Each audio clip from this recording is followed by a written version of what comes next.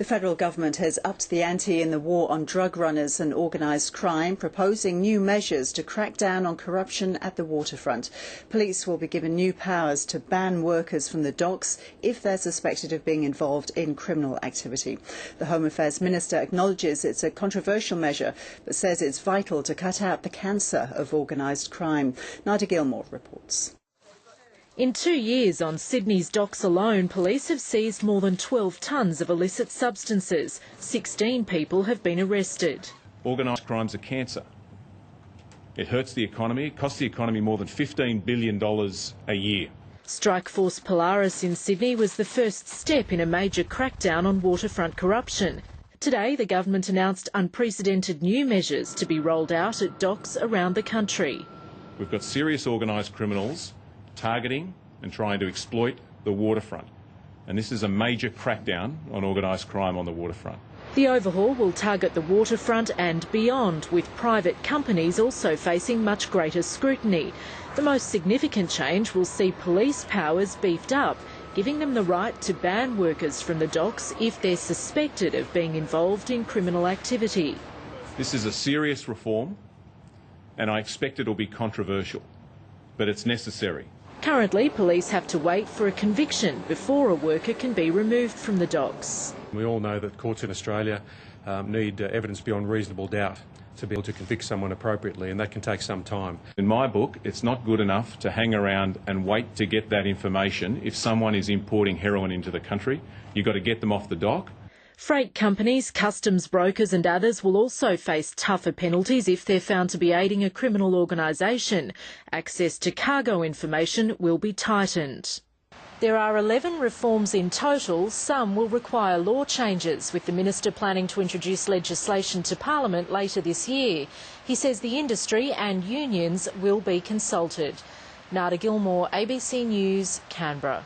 So will the introduction of new security cards effectively address organised crime on the docks? Paddy Crumlin, the National Secretary of the Maritime Union Australia, doesn't think so. The whole issue of organised crime is more endemic. It is in areas where the MSIC card doesn't apply. 30% of the ships on the Australian coast trading between Sydney and Melbourne don't have MSIC cards and have foreign seafarers from the Ukraine, from Russia, from the Philippines, from all of these countries that haven't any background. Now, the Polaris report, and the Minister is silent on that.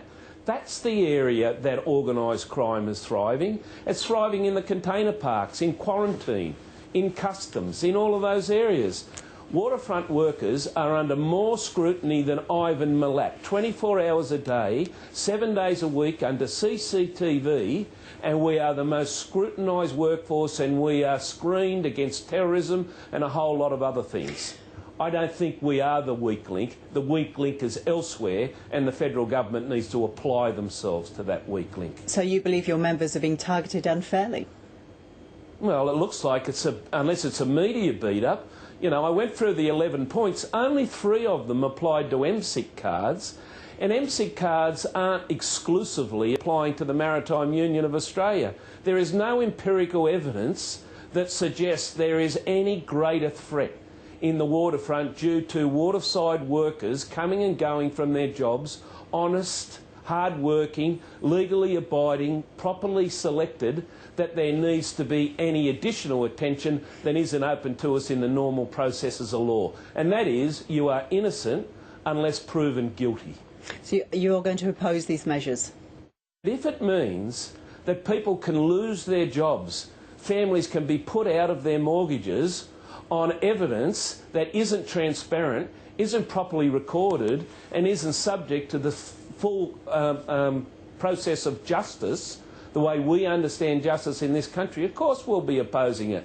My members don't want crooks in their area of work or influence. They are like every other Australian, but we are not going to be targeted by some political or legal witch hunt that is going to take away their proper rights at law.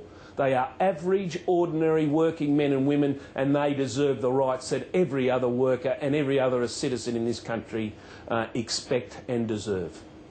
Paddy Crumlin, thank you. Thank you.